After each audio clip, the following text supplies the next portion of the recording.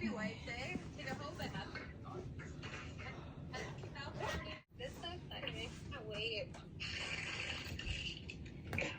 better look, Michael. Don't piss out. Huh?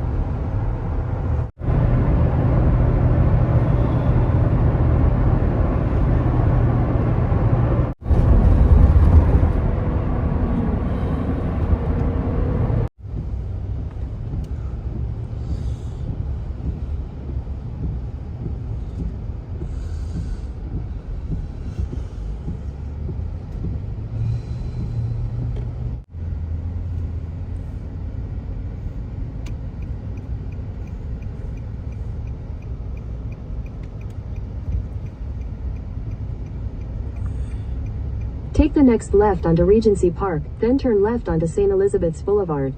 I'm gonna drop you off. Elizabeth's Boulevard. You want me to drop you off at the front? My ID is in the bag. Okay, just wait here. Take the next left. So, update tayo today. Dito na ako sa ER. And waiting. Ayun na yung kanyang higaan. Dito na rin pala mga anak. Parang dito ka na rin nila ipapadeliver. Kala ko may ibang room pa. Ito na rin pala yun. So, ito yung aking room. Pansamantala. So mga chaps, ito yung room namin for today's video. Like I said, pansamantala. So dito pala yan nagpapanganak agad. Bibigyan ka ng room tapos dito kagad ikaw paanakin. Ito lalagyan ng bata, naka-ready na para pagkapanganak mo.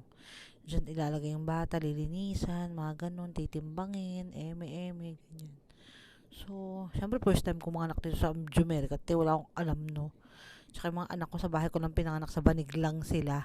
Ngayon ko lang to may experience yung ganitong eksena. Tapos, may pa-TV. Basta, dito nila susukatin ang iyong perlas ng silanganan kung ano na ba. Kung malapit na ba lumabas yung ulo or malapit na ba lumabas yung mga pinaghirapan yung mag-asawa sa kalibugan ninyo, mga ganun. Tapos, ginabi na kami dito mga chaps, nandito pa rin kami kasi 3cm pa rin ako. So, medyo matagal-tagal pa yung ating paghihinagpis. So, wala naman akong sinisisi, no. Kung nabuntis man ako, wala akong pinagsisihan.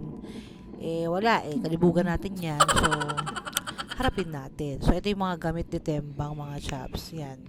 Midnight na yan. Dito pa rin ako mga chaps. Dito pa rin ako nanganganak.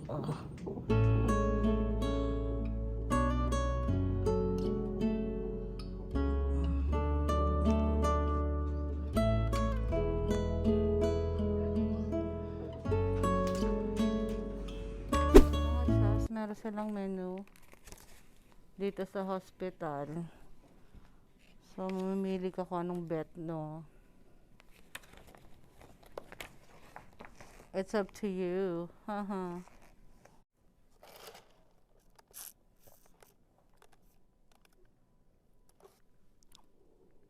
Siyempre, may libreng patubig, no?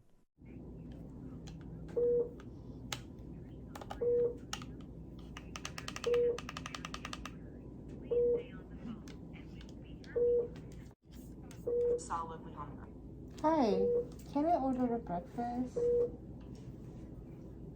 3 at the labor. Labor and delivery. Labor and delivery. Can I get your Thursday special? Look at that. Ooh, Looks yummy. nice. Thank you so And much. welcome. Enjoy your burger. Thank you.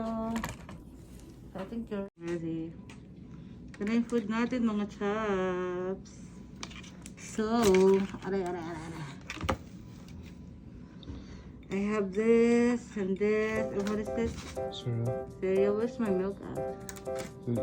You actually didn't order any milk. I'm not gonna give this without milk. Yes, they are if you don't order it. So, ito na mga chaps, kain na ako ng breakfast. I think, second day namin to. Or no, hindi.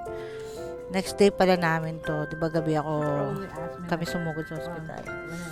Tapos, 3 cm pa lang ako. So, ang ginagawa ng doktor, inaobserbahan nila kung magbabago yung cervix, kung tataas ba. Kasi pag umabot, dapat 10, mga ganyan. Malapit sa 10 o kaya 6, 7, 8, mga ganon. 5, 6, 7, 8. So, ginagawa ko dito, kumakain ako ng kumakain para man lang majebs ako ba? Majebs. Tapos, baka ma-iri ko ba?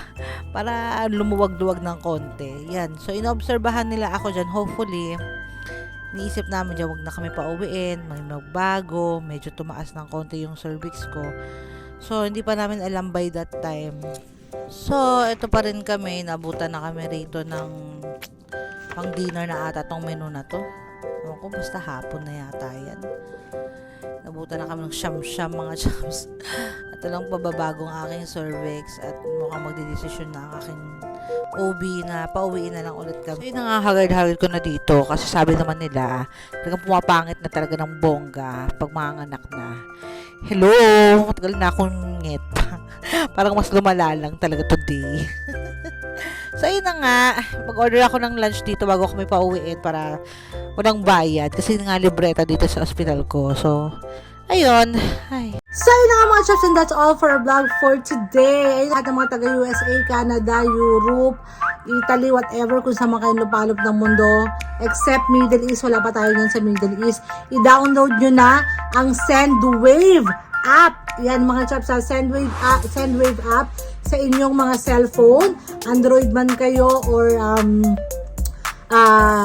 iPhone, pwede nyo i-download ang SendWave na napakagandang app nito para mag-send ng pera sa pamilya niyo sa Pilipinas mga chaps. Walang bayad, walang limit yung kahit 1,000 yung padala mo, wala pa rin fee, wala pa rin siyang transfer fee, walang ganun. Hindi katulad sa ibang mga money transfer app, yung mga bayad $3, $4, $5. Ito mga chaps, walang bayad ang SendWave. Sobrang convenient niyang gamitin kasi nasa bahay ka, hindi ka nalalabas, hindi ka napupunta sa mga money remittance, mga ganyan.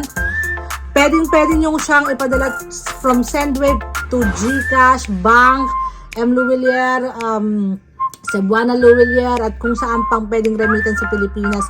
Pwedeng bank to bank, pwedeng SendWave to GCash. Madalas na yun ang gamit ko, SendWave to GCash mga shops.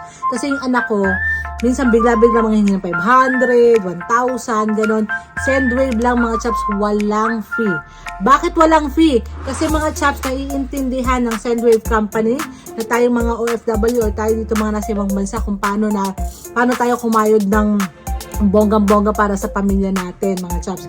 Ang kinagandahan talaga dito is talagang walang limit walang limit ang pag-send mo ng pera, na kahit 1,000, 2,000 isan mo, wala pa rin siyang transfer fee. Pag nag-send ka ng pera, andun agad, seconds lang. Hindi ka na mag-aantay ng 1 to 3 business days, hindi ka na mag-aantay ng ilang pang minuto bago pumunta yung pamilya mo sa remittance. Wala nang ganon. Seconds lang mga chaps, lalo na pag SendWave to GCash, seconds lang. Tapos pag SendWave to Palawan, to Cebuana, at kung saan pang rin sa Pilipinas. Follow nyo rin or subscribe nyo rin yung kanilang Facebook account, SendWave. I-search nyo lang dyan sa Facebook.